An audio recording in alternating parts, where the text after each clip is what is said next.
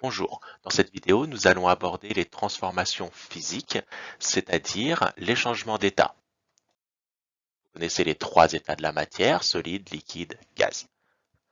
Nous allons voir l'aspect microscopique dans ces trois états pour la matière. Donc l'aspect microscopique, c'est à l'échelle des molécules et des atomes, comment se comportent-ils dans ces trois états. Et on va faire le lien avec l'aspect macroscopique, c'est-à-dire ce qu'on peut voir à notre échelle, ce qu'on peut voir à l'œil nu. Alors, pour cette vidéo, je vais utiliser des animations que je vous ai mis sur mon site. On est dans le thème transformation, modélisation des transformations, transformation physique. Le premier chapitre de ce thème. Vous avez plusieurs animations sur la page du site. Donc là, la première, état de la matière. Vous pouvez mettre pause sur cette vidéo et aller regarder ce que ça donne, jouer un peu avec ces animations pour voir en mouvement ce que ça donne. Vous avez dans ces animations deux échelles de température possibles. Donc là, je vous ai mis les Fahrenheit aussi, mais vous avez l'échelle Celsius et l'échelle Kelvin. Ce sont les deux importantes qu'on utilise en physique. L'échelle Fahrenheit est utilisée aux États-Unis, quasiment uniquement aux États-Unis d'ailleurs, et pas vraiment pas pratique. Donc l'échelle Celsius, vous la connaissez, 0 degrés Celsius, température de fusion de l'eau à la pression atmosphérique, 100 degrés Celsius, température d'ébullition de l'eau à la pression atmosphérique. Je rappelle que la fusion de l'eau et les températures de fusion de l'eau et d'ébullition de l'eau dépendent de la pression.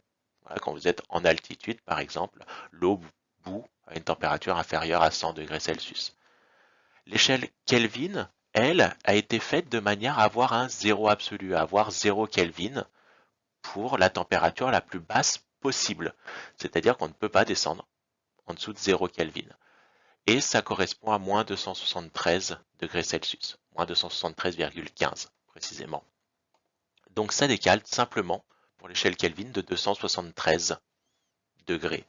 Donc 0 degrés Celsius, température de fusion de l'eau, ça donne 273 Kelvin, voilà, et ainsi de suite, sachant que un écart de 1 degré Celsius correspond à un écart d'1 Kelvin. Donc sur les écarts de température, les différences de température, on aura les mêmes valeurs en Kelvin et en degrés Celsius. C'est simplement l'échelle Kelvin qui est une température absolue. On a un zéro absolu. Donc voilà pour les deux. Vous pouvez changer dans les applications en degrés Celsius ou en Kelvin. Alors allons-y pour le solide. Ici vous avez un solide. Un solide, ben, ça a une forme particulière. Et pourquoi ça a une forme particulière?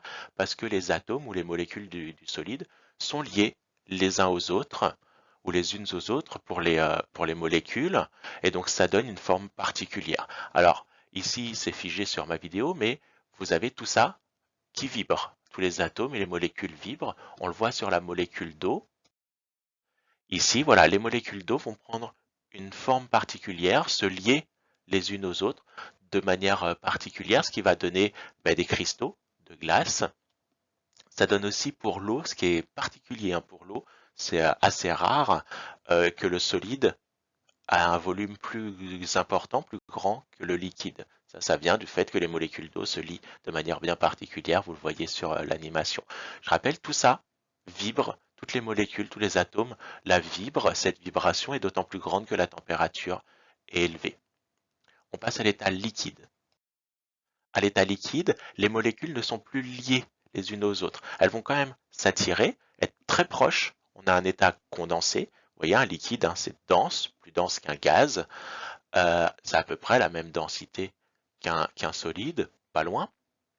Il y a des liquides qui sont plus denses ou moins denses que leur solide. L'eau, par exemple, est plus dense que le solide, mais la plupart des espèces chimiques ont une densité moins importante, liquide un petit peu moins importante, mais c'est très proche, c'est un état condensé.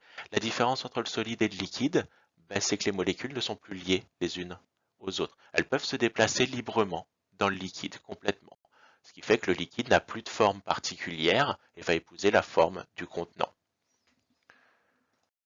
À l'état gazeux, là, l'agitation est telle que les molécules occupent tout l'espace. Donc on a un état qui n'est plus un état condensé. Les molécules sont libres de se déplacer comme dans un liquide et vont occuper tout l'espace disponible. Elles sont assez loin les unes des autres. Et là encore, on voit que l'agitation des molécules est de plus en plus grande quand la température est plus grande. On voit très bien ça sur la deuxième animation, diffusion. Euh, Vous avez ici deux gaz, un représenté avec des particules en bleu, un avec des particules en rouge. Ici, vous avez une centaine de particules, mais évidemment, dans un vrai gaz, c'est rare d'avoir aussi peu de particules. On en a plusieurs milliards de milliards. Vous en avez à gauche la température la plus basse qu'on peut faire sur l'application, 50 Kelvin, et à droite la plus importante, 500 Kelvin. Allez regarder l'animation, vous verrez que les molécules dans le gaz le plus chaud ont une agitation bien plus importante. Pour ce qui est des transferts thermiques, on aura un transfert d'énergie, si on enlève la cloison isolante, euh, des molécules qui sont à une température plus élevée aux molécules qui sont à une température moins élevée. Ce transfert thermique, il va se faire comment?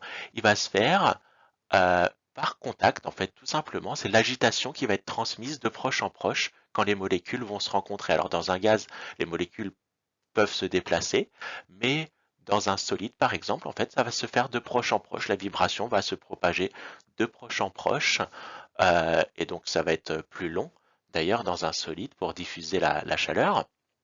Mais vous avez comme ça la vibration des molécules qui va se propager. Donc regardez sur l'animation, vous verrez ça très bien. Sur les transferts d'énergie, donc maintenant on est sur l'animation transfert d'énergie et on va regarder comment se font, dans quel sens surtout se font les transferts d'énergie. Alors ici on a de l'eau, de l'huile à une température assez basse, on a mis le thermomètre, représenté des petits E pour la quantité d'énergie qui est contenue et pour voir les transferts. Déjà on voit que l'eau à la même température que l'huile, pour la même température, contient plus d'énergie. Donc l'énergie contenue dans la même masse de matière dépend de la nature de cette matière, dépend des espèces chimiques. L'eau contient plus d'énergie que l'huile pour la même masse et la même température. Donc il va falloir fournir plus d'énergie à l'eau pour augmenter sa température. D'ailleurs, c'est ce qu'on fait ici sur l'animation. On peut faire, donc on chauffe les deux. Vous voyez que la température de l'huile augmente plus vite que la température de l'eau. Il faut apporter plus d'énergie à l'eau pour, euh, pour augmenter du même écart de température. Alors ça c'est hors programme parce qu'on ne voit pas l'énergie pour augmenter la température. Dans le programme de seconde, on voit juste l'énergie apportée pour changer d'état, pour les changements d'état. Et donc là, sur l'animation, vous pouvez aller jusqu'au changement d'état de l'eau et celui de l'huile. Vous voyez aussi que la température d'ébullition, la température d'évaporation de l'eau est plus petite que pour l'huile. Voilà, et donc vous voyez le transfert d'énergie en chauffant, on apporte de l'énergie au système et vous voyez là l'évaporation de l'eau qui se fait à 100 degrés Celsius à la pression atmosphérique et vous voyez qu'il faut continuer à apporter de l'énergie pour faire cette évaporation. Vous voyez aussi que la température est constante durant l'évaporation, 100 degrés Celsius pour l'eau à la pression atmosphérique. Alors on voit aussi la perte d'énergie par évaporation, c'est normal, l'eau étant plus chaude que l'air, il va y avoir un transfert d'énergie entre l'eau et l'air, et c'est normal que cette énergie soit perdue. Mais même sans ça, il faut continuer à apporter de l'énergie pour l'évaporation. Pourquoi? Parce que l'eau sous forme gazeuse, sous forme de gaz, a plus d'énergie que sous forme liquide. Donc même si on est à la même température, il faut apporter plus d'énergie. Voilà. Donc on voit ici la cohabitation entre liquide et gaz. Voilà. Et donc tant que vous avez cette cohabitation liquide et gaz, par exemple, donc on faisait l'évaporation de l'eau, vous allez être à une température donnée. Alors ici, pour qu'on voit mieux, j'ai pris le néon. Vous voyez, on peut avoir, alors le néon a une température d'ébullition beaucoup plus petite que celle de l'eau. C'est un gaz noble, le néon. On est à moins 245 degrés Celsius et là on a cohabitation entre gaz et liquide. Et tant qu'on aura cette cohabitation, on sera à une température particulière. Alors du moment qu'on fixe la pression aussi, on est à une pression donnée. Là pour l'eau, on était à la pression atmosphérique, tout simplement. Alors je reprends pour l'eau.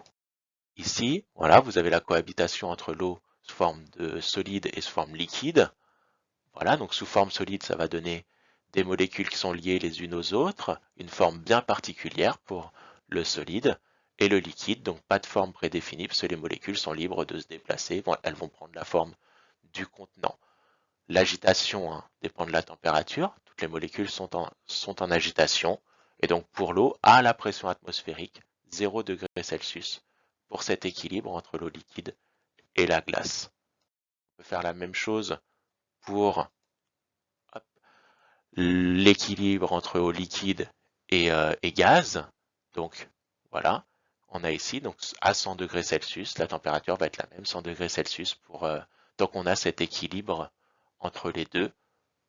Je rappelle que la température va dépendre de la pression quand même qu'il y a au-dessus. Si on est à la pression atmosphérique, 100 degrés Celsius, et tant qu'il y a l'ébullition, on va être à 100 degrés Celsius. Voilà. Donc on revoit ça sur les exercices, faites bien les exercices et vous allez tout comprendre.